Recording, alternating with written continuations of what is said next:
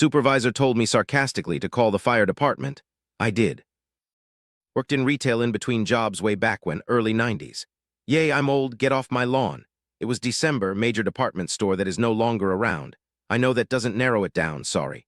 Anyways, they tried to cram as much product on the floor as possible, to the point that you couldn't walk through the aisles and had to twist and turn to get past the fixtures set up with product.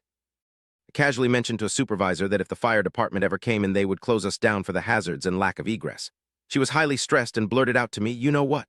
Then call the fire department." I held my hands up and said, "Easy." She assigned me my duties and that was that. Well, she did tell me to call. On the way home, I stopped by a government building that had all sorts of agencies in it, told the receptionist my plight, and she pointed to a phone on the wall.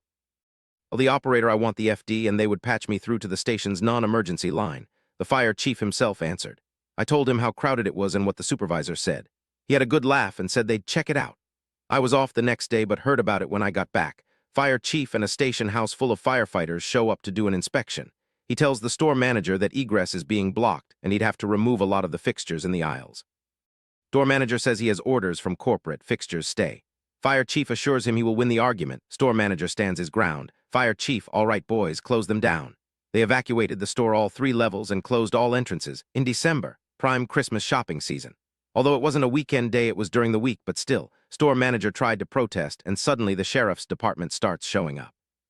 Long story short, they were closed for 512 hours while the chief, store manager, and employees rearranged the store to acceptable levels. The supervisor never treated me differently, so I'm guessing she didn't remember the conversation. The store manager, surprisingly, did not get fired by corporate, but corporate was not happy. About a week later, I'm working with the store manager and supervisor when she asks why we can't do something a certain way. The store manager replied, "The fire department won't allow that." And that was it. I worked there a few more weeks before getting a job that almost got me killed in a workplace shooting. But that's a story for later.